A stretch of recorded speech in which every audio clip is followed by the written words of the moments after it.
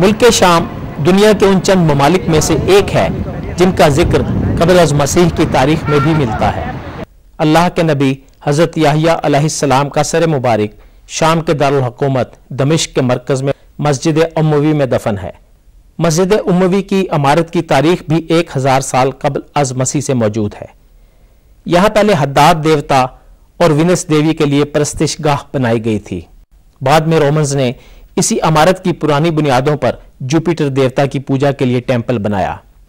اس کے بعد یہ عمارت مختلف ادوار میں مختلف مذاہب کے ماننے والوں کے لیے عبادت گاہ کے طور پر استعمال کی جاتی رہی۔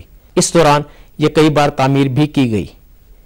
واقعہ کربلا کے بعد اہل بیت رسول کی خواتین اور بچوں کو قیدی بنا کر اسی عمارت میں لایا گیا، اور اس کے بڑے حال میں نبی اکرم محمد صلی اللہ علیہ وآلہ وسلم کی نواسی حضرت زینب سلام اللہ علیہا نے یزید اور اس کے درباریوں کے سامنے اپنا تاریخی خطبہ ارشاد کیا۔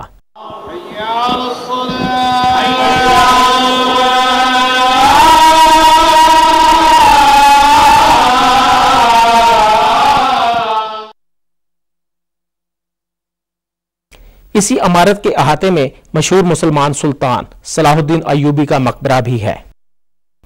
حضرت یحییٰ علیہ السلام حضرت زکریا علیہ السلام کے بیٹے تھے۔ آپ کی والدہ کا نام عیشیا تھا جو حضرت مریم کی بہن تھی، اس لحاظ سے آپ حضرت عیسیٰ علیہ السلام کے خالہ زاد بھائی تھے۔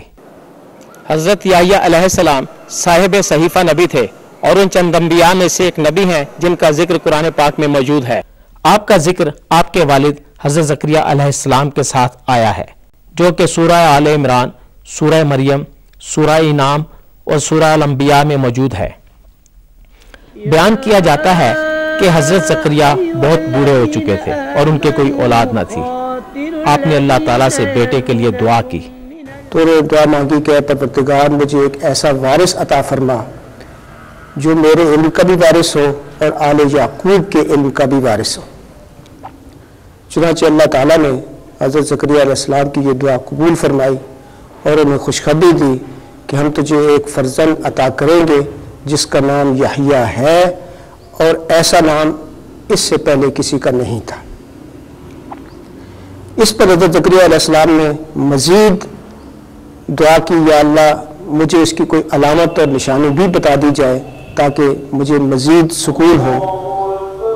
تو اللہ تعالیٰ نے فرمایا کہ اس کی نشانی یہ ہے کہ 3 دن تک آپ لوگوں سے بات نہیں کر سکیں گے۔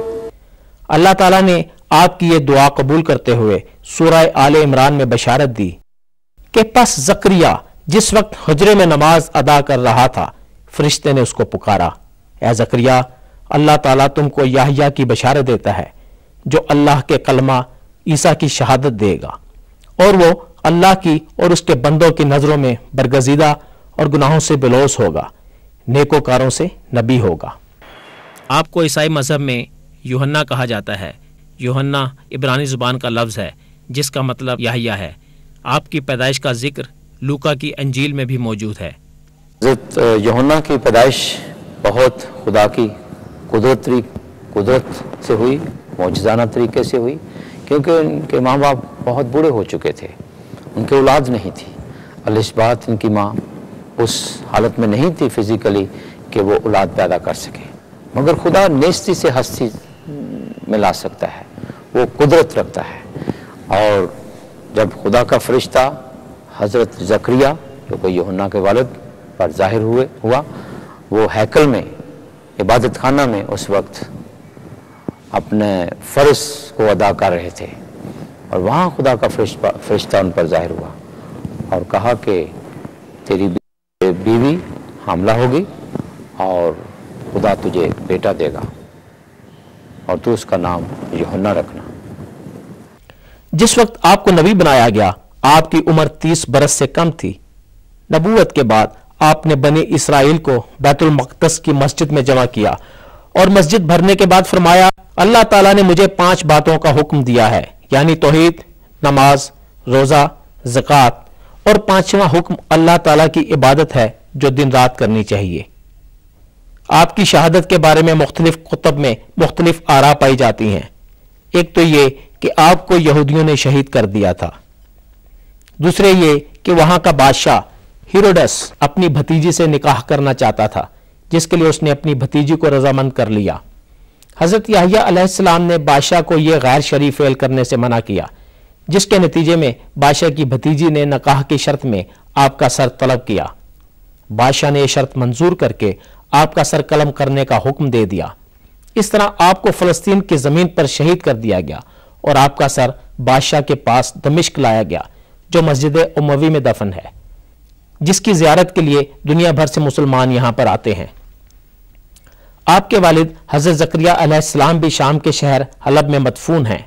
आपकी कब्र की जियारत के लिए भी दुनिया भर से मुसलमान आते हैं। मुसलमानों के अलावा दीगर मज़ाहिब के लोग भी यहाँ आते हैं और अपने अकीदे के मुताबिक रसूमात अदा करते हैं। जावेद काज़मी, पाकिस्तान टेलीविजन न्यूज़, दमिश्क।